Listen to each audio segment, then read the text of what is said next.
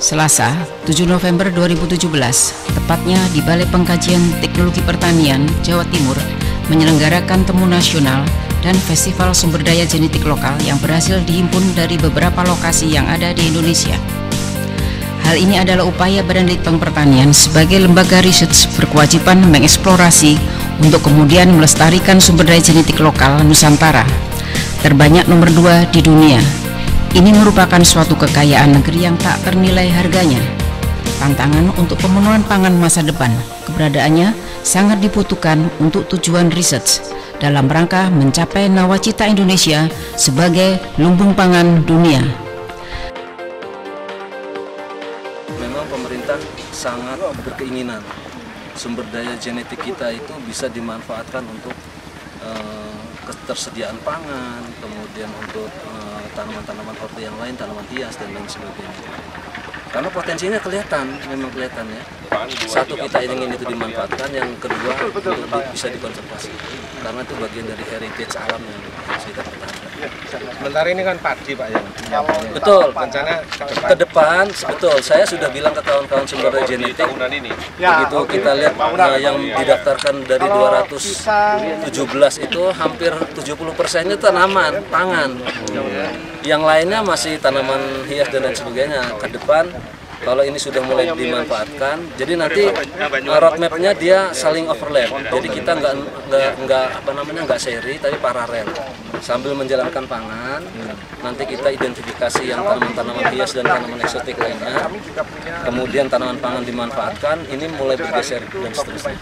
Jadi kita mulai memetakan sumber daya genetik untuk tanaman-tanaman hias, tanaman-tanaman eksotik yang lain.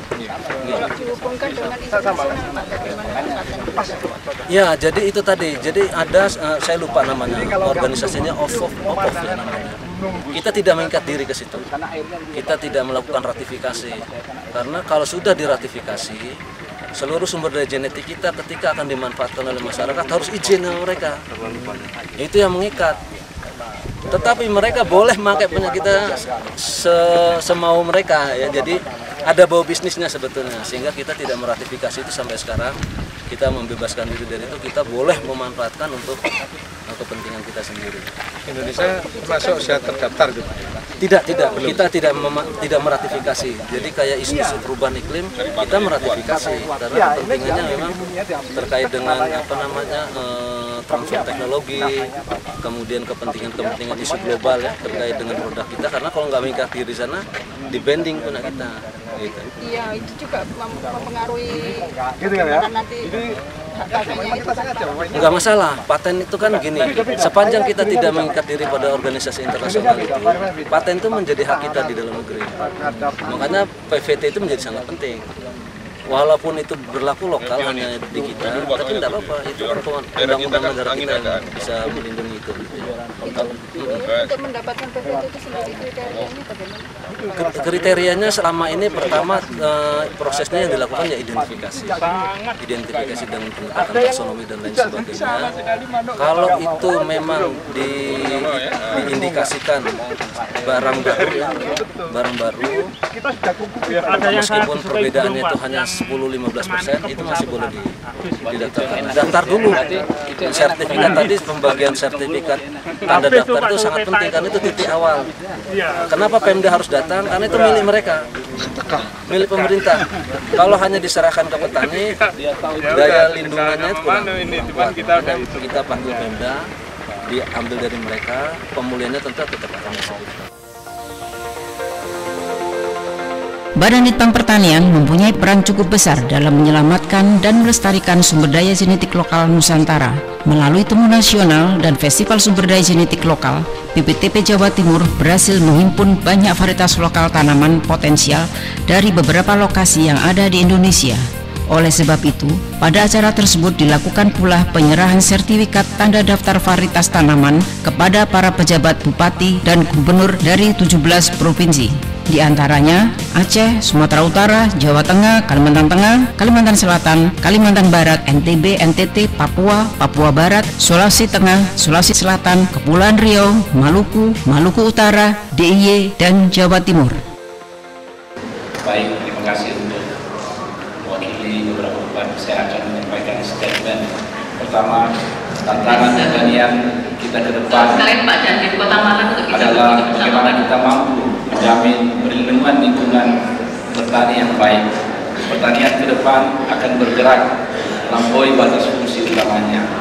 Pertanian tidak saja sekedar menyediakan bahan pangan atau kalori, tetapi lebih dari itu harus mampu menyediakan produk lengkap dengan gizi, energi segala turunannya yang mampu memberikan motivasi kehidupan. Sekali lagi, pertanian ke depan harus mampu memberikan motivasi kehidupan. Artinya, pertanian yang basis sumber dayanya dikelola oleh masyarakat secara baik, menggunakan teknologi modern, bioindustri, ramah dan menjaga kehidupan. Kekayaan kita yang paling utama tentu sumber daya genetik. Sumber daya genetik itu bahan yang waris. Bahan yang waris harus dikelola dengan benar. Undang-undang memerintahkan kepada kita untuk melindungi dan memanfaatkan kekayaan kita itu. Sesuai perintah undang-undang, kekayaan sumber daya genetik di wilayah kami akan kami lindungi melalui pusat perlindungan varietas tanaman, dan sekaligus kalau boleh diusulkan jangan hanya PPT tanaman, tetapi juga perlindungan jenis-jenis peternakan kita. Terima kasih. Assalamualaikum warahmatullahi wabarakatuh dan selamat siang.